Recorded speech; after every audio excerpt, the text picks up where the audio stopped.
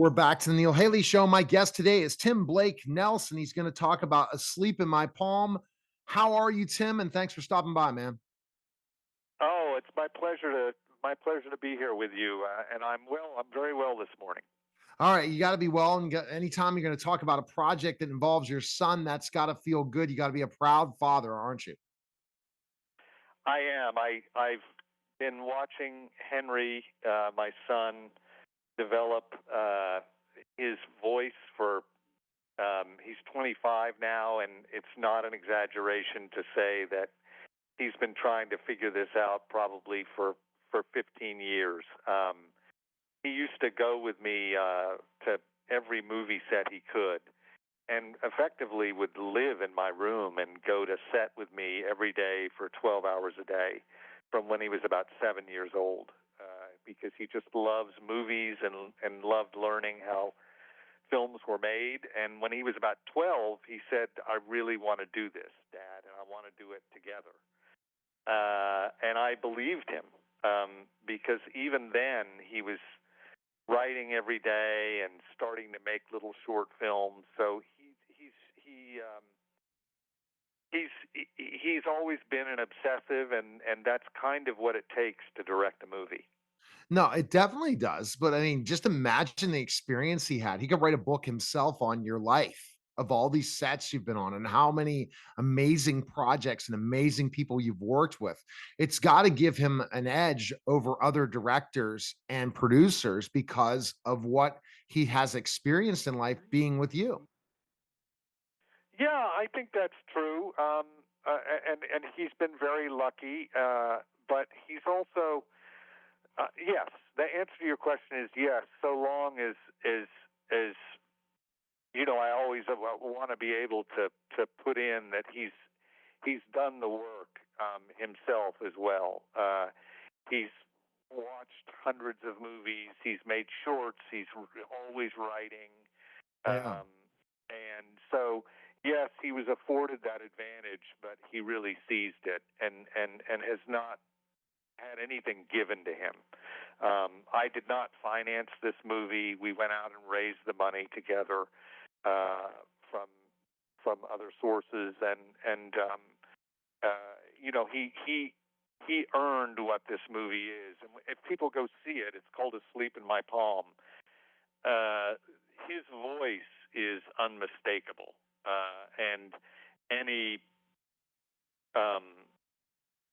inference that somehow this is a nepo experience Oh would no, be I wouldn't. Yeah. false, and you can see that I could it's see it from really the film. I could see it from the film, Tim, that it's different. He has a different yeah. style to him. He has his own persona and how he sees and directs and produces something and looks at it on film. I mean, I could just tell his style is something completely different than seeing other things. And the story is something very groundbreaking that has not been covered with your character and the character plays your daughter. So kind of go into a little bit of the premise of this movie. But like I said, this is really something that needs to be explored, that you see this is the kind of filmmaker your son is.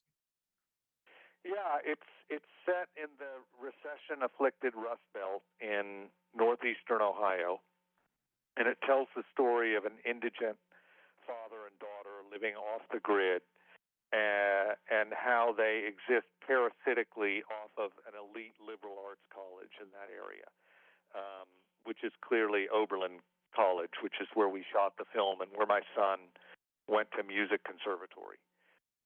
And it tells their story as the father, deals with some demons from his past, and his daughter comes of age, and the outcome is fairly combustible. But it examines a social divide in our country between the haves and have-nots in a And very interesting way. it's becoming more and more apparent in this economy right now, Tim, that with Yeah.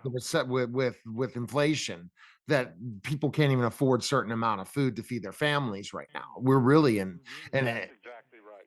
and it proves it. Then how many more homeless people do we have now than we did 4 years ago or 5 years ago. And we're and more, the rich are getting richer. And the only way, I guess, to be able to do it is give opportunity. And it's sad to see some people that have had some opportunity just didn't have everything go their way, as it sounds like in your character.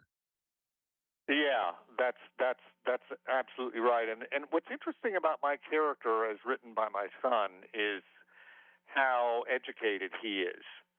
And so it diverges from the trope of the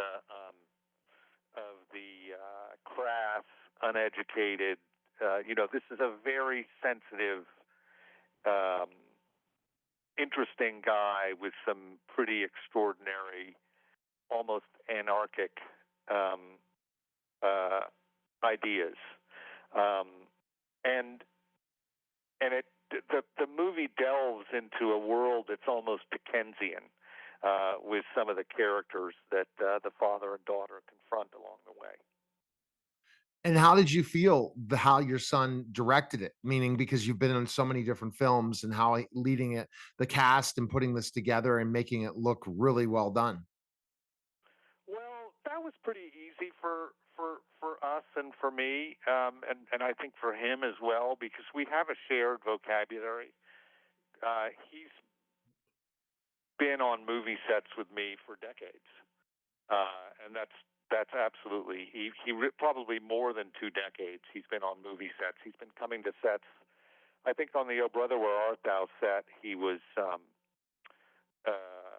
6 months old, um, and he's been coming regularly to sets ever since. Eventually, he would just stay in the hotel room with me and go to set for 12 hours a day, and just be there always. Um, and we've watched hundreds of movies together and talked about them. And I've always read everything he's written, and I taught him how to take pictures with a film camera, and now he understands digital photography better than I do, and explains stuff to me. And so it's very easy for us to communicate with one another. No, I think most definitely, and I think that the thing that you have to think about is how lucky you are to collaborate with your son. How, I mean, amazing this experience for you is, and I do you see more collaborations to come between you two? Yeah, we've already got our next one planned. It's a script we wrote together, and we're busy raising money for that right now. Hey, man, let me know if you need me to be involved in any way. Just reach out to me. I'm doing the whole fundraising thing myself. I'm in the process of working on a film with the Road Warriors about that was written, and also I'm doing a documentary on my comeback into professional wrestling. So a lot of big things coming my way as well, Tim. I appreciate it. Best place people can connect with you on social and stuff. They can check out the film right now. Where? Oh, it's about to come out on VOD. It's in select theaters, in New York, LA. I'm not sure where else, but also it'll be streaming in a few weeks as well. And then social media. My son has a Instagram is probable voltages, and I guess my website is, if you just look up Red Barn Films, there's a website there. But I'm not really on social media because I'm an old codger. Well, I understand, but I'm always on it because I've my own agency. But I'm going to reach out to you. I definitely want to help you in any other films you have to have you on the show, and maybe even a longer one with television as well. So thanks for stopping by, Tim, and it's great to talk to you. You bet. It was my pleasure. All right, thank you. You're listening and watching the Neil Haley Show, and we'll be back in just a moment.